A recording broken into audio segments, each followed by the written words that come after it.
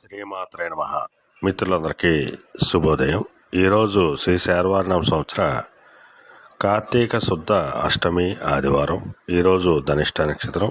ఈరోజు మనం పరిశీలించినట్టయితే అష్టమి అంటే 8 శని అధిపతి, ఆదివారం రవి అధిపతి, ధనిష్ట నక్షత్రం కుజ మహాదశలో మొదలవుతుంది కాబట్టి కుజుడి అధిపతి. ఈ గ్రహాల కలయికను మనం పరిశీలించినట్టయితే రవి శని కుజుడు కలయిక. ఇక్కడ రవి శనుల కలయిక వచ్చింది. ఈ రెండింటి కలయిక ఎప్పుడు వచ్చినప్పటికీ కూడా ఈ రెండు ఈక్వల్ అండ్ ఆపోజిట్ పవర్స్ అని చెప్పడం జరుగుతుంది. అందువల్ల ఈరోజు రాజకీయ రంగంలో ఉండడం కానీ, సమాజంలో ఉన్నత వర్గాల్లో ఉండడం కానీ, ఉన్నత కుటుంబాల్లో ఉండడం కానీ ఈరోజు కొన్ని వ్యతిరేకమైనటువంటి సంఘటనలు కలిగేటట్టు అవకాశం ఉంది. అందువలన ఆయా రంగాల్లో ఉన్నటువంటి మన మిత్రులు మిక్కిలి అప్రమత్తంగా ఉండవలసిందిగా మనకు శాస్త్రీయ చెప్పడం జరుగుతుంది. అలాగే కుజుడికి సంబంధించిన రంగాలుగా వ్యవసాయ రంగంలో ఉండడం కానీ, వ్యవసాయ ఉత్పత్తులు క్రయ విక్రయాలు చేసిన వాళ్ళకి కానీ, ఎలక్ట్రికల్ రంగంలో ఉండడం కానీ, ఎలక్ట్రికల్ వస్తువులు క్రయ విక్రయాలు చేసిన వాళ్ళకి కానీ ఈరోజు శుభకరంగా ఉండే అవకాశం ఉంది. అలాగే ఈరోజు మనం సంఖ్యాశాస్త్రీత్యా పరిశీలించినట్లయితే ఈరోజు నవంబర్ 22 ఆదివారం. 22 అంటే 4 రాహు అధిపతి, ఆదివారం రవి అధిపతి. సంఖ్యాశాస్త్రీత్యా రాహువుకు సంబంధించిన రంగాలుగా జీవ సంబంధ వ్యాపారాలు చేసిన వాళ్ళకి కానీ, మత్తు పానీయాలు క్రయ విక్రయాలు చేసిన వాళ్ళకి కానీ, వైద్య రంగంలో ఉండడం కానీ ఈరోజు మిక్కిలి శుభదాయకంగాను లాభదాయకంగా ఉండే అవకాశం ఉంది.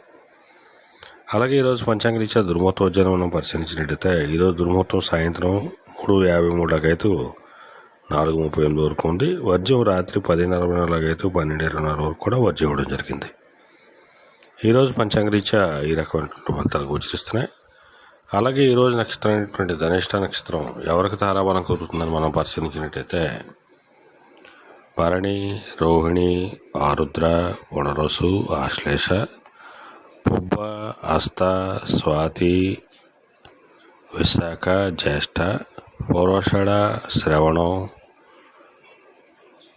శతతార, పూర్వభద్ర, రేవతి. ఈ నక్షత్రాల్లో జన్మించినటువంటి మిత్రులందరికీ కూడా ఈరోజు నక్షత్రం ధనిష్ట అనుకూలంగా ఉంటుంది.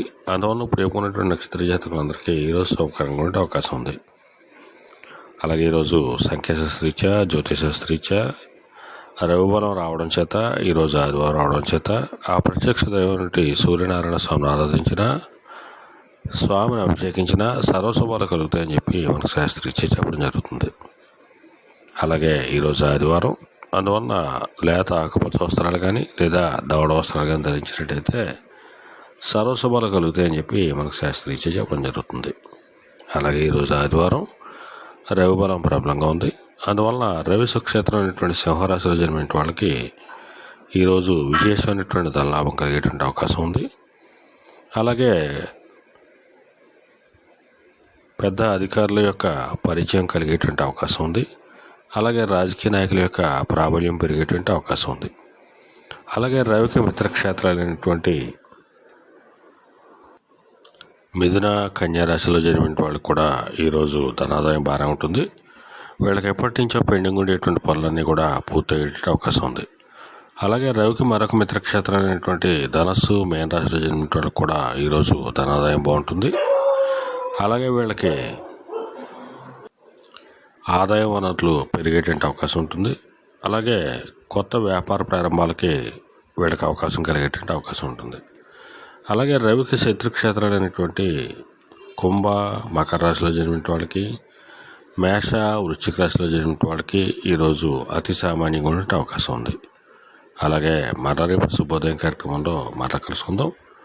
అంతవరకు మన మిత్రులందరికీ మరొకసారి శుభోదయం. ఇట్లు మీ పెద్దబాబు సిద్ధాంతి, కొల్లల మామిడాడ.